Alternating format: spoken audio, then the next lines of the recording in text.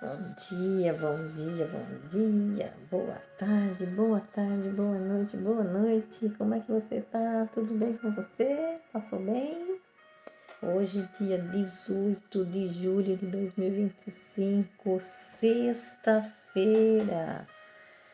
Você sabia que sexta-feira a alegria toma conta das pessoas? O sábado é maravilhoso, final de semana. No domingo, quando vai começando a tarde, vai caindo um baixo astral e uma certa depressãozinha, porque está acabando o final de semana e na segunda-feira tem que voltar a trabalhar.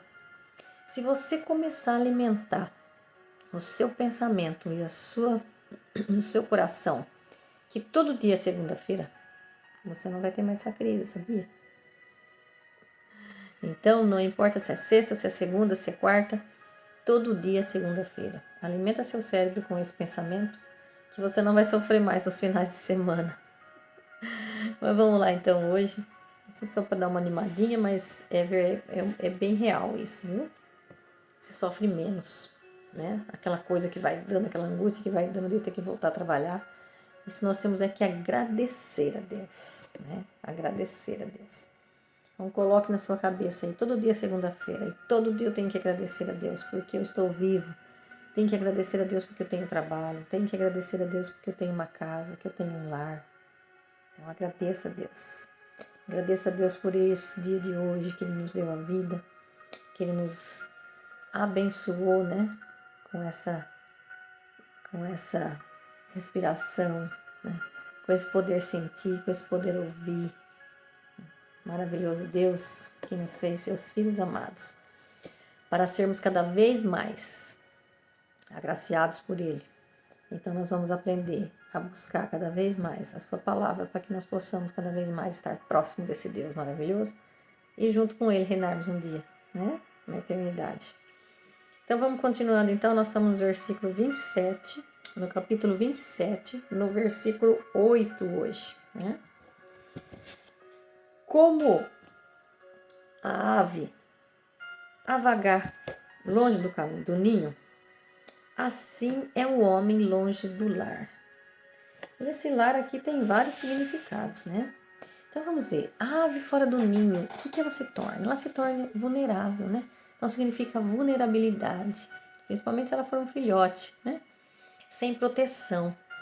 Comparando a condição de uma pessoa, por exemplo, que abandona o lugar ao qual pertence, ou seja, abandona a sua identidade, o seu propósito, né, o seu Deus, tanto no aspecto físico como emocional ou como espiritual.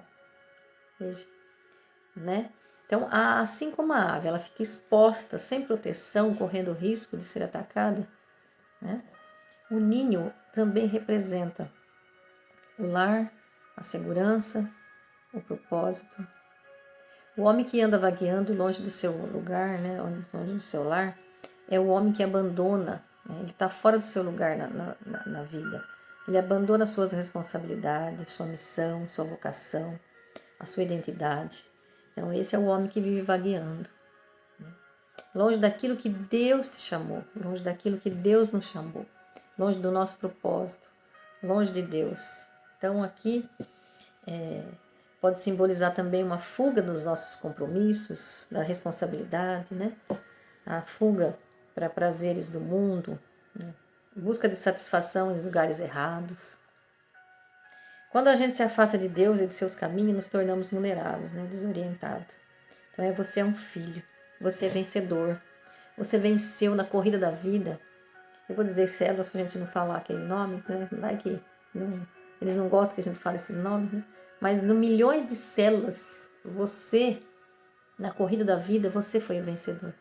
Você que se uniu lá com o óvulo da sua mãe, né? Você foi uma célula do seu pai que buscou uma célula da sua mãe e que se tornou um ovo. E que se tornou um filho. Deus te chamou nessa corrida da vida. Ele te fez você vencedor. Você foi vencedor, você venceu. Então veja, Deus nos escolheu para sermos vencedores. para dominar e submeter a terra, para desfrutar dos frutos, né, do que ele deu, desfrutar da semente que está dentro da gente. E essa semente que tem que romper, que tem que criar raiz, que tem que crescer e frutificar. Foi para isso que Deus nos escolheu. Não resista ao seu propósito, nós somos filhos amados, né? Não nascemos para viver na miséria, na pobreza. Pobreza é resistência, é não querer melhorar, é não querer mudar, é não querer ver o novo acontecer, é esperar coisas diferentes, fazendo sempre as mesmas coisas. Esperar coisas diferentes, fazendo sempre as mesmas coisas, os resultados, né? Não espere resultados diferentes, né? Se você sempre está fazendo as mesmas coisas, como é que você pode ter um resultado diferente? Você não nasceu para ser um filho fora do lar. Não resista ao novo, né, para buscar melhores resultados. Se nós não encontramos ainda, né, se não temos os resultados que queremos, é porque ainda não nos transformamos, ou seja, não somos aquilo que nascemos para ser. E vamos lá então, versículo 9. Óleo e perfume alegra o coração, e conselho de amigo acalma o ânimo. Olha que lindo isso. O povo hebreu, né, eles tinham... o óleo e o perfume tinham um significado muito profundo, né? O óleo, o azeite, ele representa alegria, saúde, usado em rituais de unção, né? Símbolos da graça e poder de Deus. E o perfume está associado à hospitalidade, à honra, símbolos também de bênção, preparação espiritual. Lembra quando Jesus estava na casa de Maria, de Lázaro, que ela ungiu, né, o Senhor com o perfume? E Jesus disse, ela usou esse perfume para me ungir no dia do meu sepultamento. Então, o azeite, o perfume tinha muito significado. Se você quiser ler essa parábola toda, vai lá em João 12, de 1 a 8. E você vai ler essa parábola inteirinha. Muito legal. Então, assim como o óleo e o perfume alegra o coração, assim também temos que valorizar e procurar bons conselheiros. Porque ele fala ali, né? O óleo e perfume alegra o coração e o conselho de amigo acalma o ânimo. Valorizar os nossos amigos, né? Assim também os bons amigos, os bons conselheiros. Bons amigos, bons conselheiros são como os bálsamos do coração, né? Tenhamos bons amigos, bons conselheiros e sejamos também verdadeiros amigos. Ofereça também o nosso transbordo, né, na vida. Ofereça a hospitalidade, transborde na vida de outras pessoas. Seja empático, né? Ofereça o conselho com cordialidade. Versículo 10. Não abandone o seu amigo, nem o amigo de seu pai. E no dia difícil, não vá à casa do seu irmão. Vale mais o vizinho perto do que o irmão longe. Gente, esse versículo é muito, muito, muito, muito, muito legal. Aqui está nos mostrando várias coisas importantes, né? Primeiro, para você crescer, para você romper, para prosperar, para seguir seu propósito, muitas vezes, e na maioria das vezes, e eu diria que quase que sempre, por isso que fala na Bíblia que o homem deixará pai e mãe e se juntará à sua esposa. Então você vai precisar sair, você vai precisar deixar a sua parentela, né? A casa confortável do pai, da mãe. Por quê? Porque os nossos parentes, eles não nos querem por longe, principalmente pai e mãe, né? Eles querem a gente por perto. Mas isso atrapalha o nosso propósito, atrapalha o nosso crescimento. Nós precisamos, né? Nós precisamos sair, nós precisamos, como diz o ditado, quebrar a cara, né? E eles nos amam tanto a ponto de nos sufocar. Você que vive aí com sua mãe, com seu pai, tá na idade, de repente, de você sair, de você romper, de você cortar o cordão, né?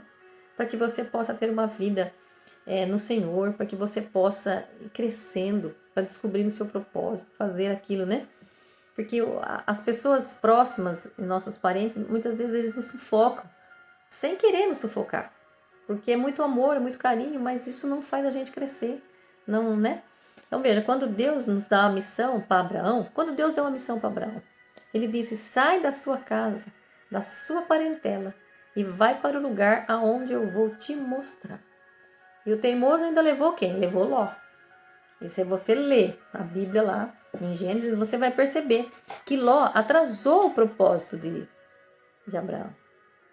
Porque ele foi desobediente, ele levou o sobrinho. Né? Então, veja, o propósito de Deus na nossa vida, né? Então, nós vamos encontrando pessoas, amigos verdadeiros, que vão sendo melhores que nossos familiares. Porque a gente vai conhecendo amigos e a gente precisa. Esses amigos é que nos ajuda a levantar, é que nos ajuda a aprender. Quando a gente cai, eles nos ajudam a levantar. Né? Então, nós temos que buscar os verdadeiros amigos, verdadeiros conselheiros. A gente não pode caminhar sozinho, mas muitas vezes nós precisamos sair daquele círculo de amizade, daquele círculo, porque ali está confortável. Então, o homem não nasceu para ser confortável, o homem nasceu para ser confrontado. Temos que ser confrontados. Conforto, quem gosta de conforto é bebê. Né? Tanto é que chama bebê conforto, os carrinhos. Então, nós não temos que viver no conforto, nós temos que viver no confronto. Né? E as amizades antigas cultivadas ao longo do tempo, né? Que ele fala lá, não abandone, né? Não abandone o amigo do seu pai, ó. Nem seu amigo, nem o amigo do seu pai, né? Então, as amizades cultivadas ao longo do tempo são preciosas e confiáveis. Um amigo perto é muito melhor do que um irmão longe, porque ele vai nos socorrer. Ele vai nos socorrer naquele momento que nós estamos mais precisando. É eles que vão nos socorrer, né? É eles que vão nos ajudar. Muitas vezes os parentes nos atrapalham. Aquele círculo de amizades, a gente quer crescer e as pessoas não querem crescer, não querem romper, não querem prosperar, a gente tem que sair para que a gente possa romper, para que a gente possa prosperar. E fazer aquilo que tem que ser feito, aquilo que nós nascemos para ser, né? Vencer o nosso propósito, que é de ter uma vida próspera, abundante.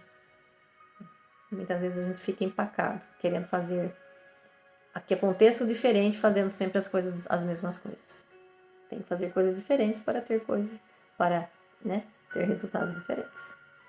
Versículo 11. Meu filho, tenha juízo e alegre o meu coração, e eu poderei responder a quem me ultraja. A quem me ultraja. Aqui nós podemos comparar um apelo de um pai, né? De um pai para o filho, de Deus para com seus filhos, de Deus para com seu povo. Meu filho, tenha juízo, seja sábio. Né? Ele fala, né? Meu filho, tenha juízo e seja sábio. Então, a sabedoria do filho é algo que tem muito valor, é algo que tem valor real, né? É valor real mesmo, prático.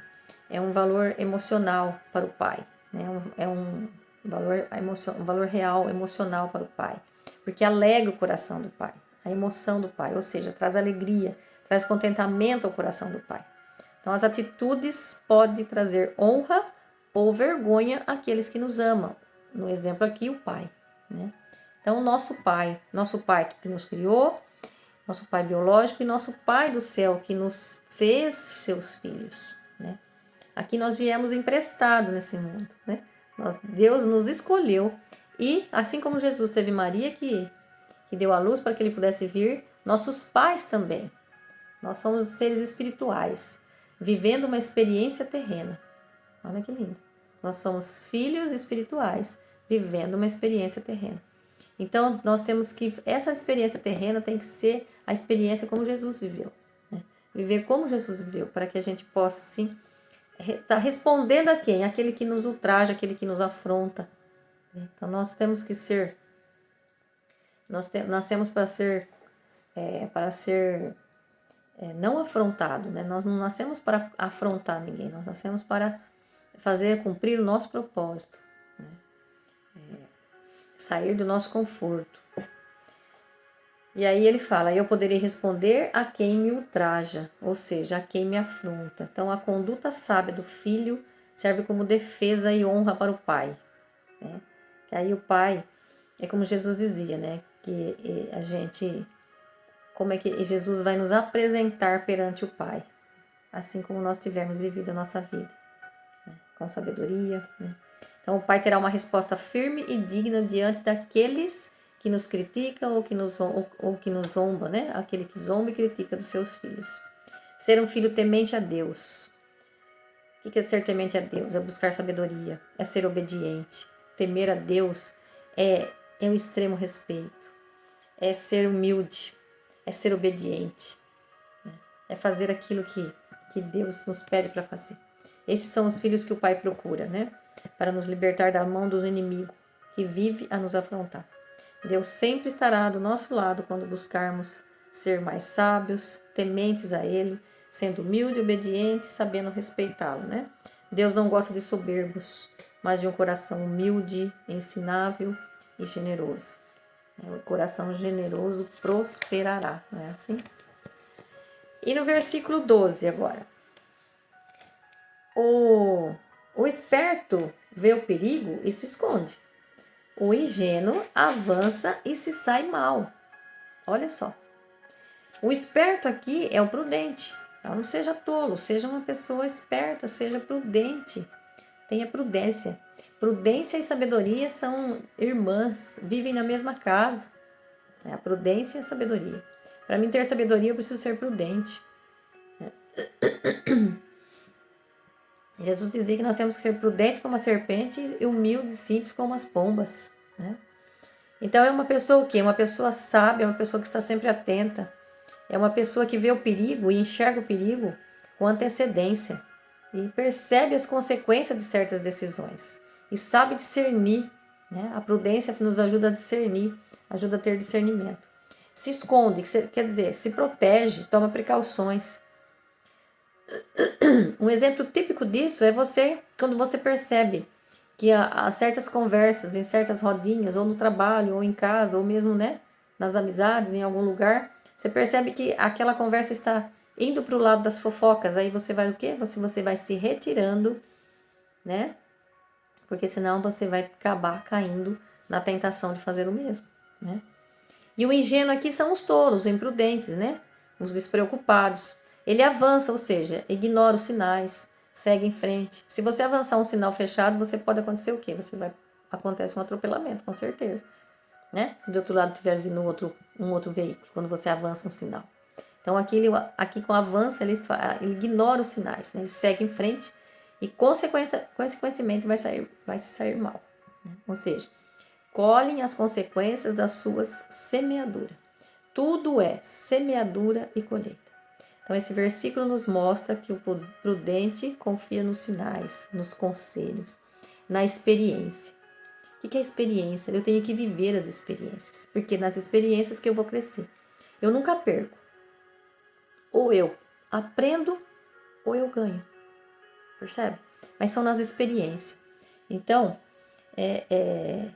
e esse versículo nos convida a sermos vigilantes, né? Evitar caminhos arriscados, negócios arriscados, negócios que não vão gerar frutos, né?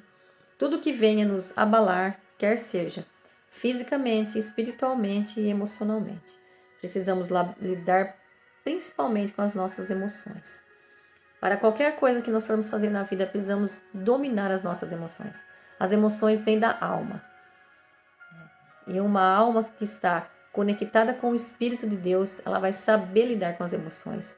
Ela vai saber lidar com o nosso corpo vai ter condições de saber lidar com as emoções. Porque as emoções nada mais são do que palavras que nos foram ditas. E palavras, elas vão gerando as emoções. Então não é aquilo que o outro faz comigo, mas é o que eu faço com o que ele faz comigo. Então é saber lidar com as nossas emoções. Porque para a gente crescer, frutificar e prosperar, nós temos que saber lidar com as emoções. Não dá para ser bebê. Bebê bebe leite. Os adultos comem comida sólida, né? Então veja, tem um livro muito bacana que é Inteligência Emocional, de Daniel Goleman. Eu oriento e indico que vocês possam ler, buscar, ler. Tem também no YouTube, você pode baixar, você pode ouvir, se for difícil de ler. Que hoje é mais difícil a gente catar um papel e ficar lendo, né? Mas a gente pode ouvir. A qualquer momento que você está fazendo qualquer coisa em casa, você vai ouvindo, né? Se der, você lê, se não der, você ouve, porque ouvir é mais rápido. E aí você põe um foninho de ouvido e vai ouvindo. Às vezes até no trabalho, tem trabalho que é tão automático aquilo que você faz que dá até para você ouvir também, né? Mas enfim, vamos procurar ser pessoas emocionalmente sadias, né? Porque a emoção, ela vai nos transformando em pessoas doentes, dependendo das emoções negativas, né? Vai nos transformando em doença. Porque a nossa alma sente as emoções. E as emoções negativas, ela vai o quê? Refletir no corpo o resultado dessas emoções, que vai resultar numa doença. Nenhuma doença, ela nasce no corpo. Todas as doenças vêm da alma e todas as doenças da alma estão relacionadas às nossas emoções. Todas as doenças são emocionais. A gente pode não acreditar, mas são. Então, que Deus cuide do nosso coração, que você se deixe, né, aconselhar, se deixe ser ensinável. Procure esse Deus maravilhoso que nos faz com que a gente liberta dessas emoções, dessas mazelas do nosso passado, né? Nosso passado não pode estar interferindo na nossa vida e nem o nosso futuro, sermos ansiosos com as coisas do futuro. O futuro ele não existe, ele é o hoje. Então eu quero melhor ser hoje para ter um amanhã melhor, então eu tenho que começar hoje, eu tenho que fazer hoje. Lembra que eu dizia outro dia? Tudo tem que ser hoje, tem que ser agora, tem que ser esse momento. Porque o amanhã, ele vai chegar, mas vai ser hoje de novo. Então, vamos fazer hoje aquilo que nós temos que fazer, não deixar, não procrastinar, né? Não jogar para o amanhã, para que a gente possa ser pessoas mais saudáveis e pessoas com uma alma, com as emoções somente relacionadas ao amor, né? À fraternidade, à empatia, se colocar no lugar do outro, para que a gente possa não maltratar e não ofender as pessoas, né? Então, é que nesse espírito de amor, de empatia, que nós possamos hoje, na sexta-feira, 18 de julho, ter um dia muito maravilhoso, com as bênçãos de Deus para você, né? Na sua casa, na sua família. Deus te abençoe grandemente na sua vida. E vamos lá, bora prosperar, fazer coisas diferentes para ter resultados diferentes. Beijo no coração.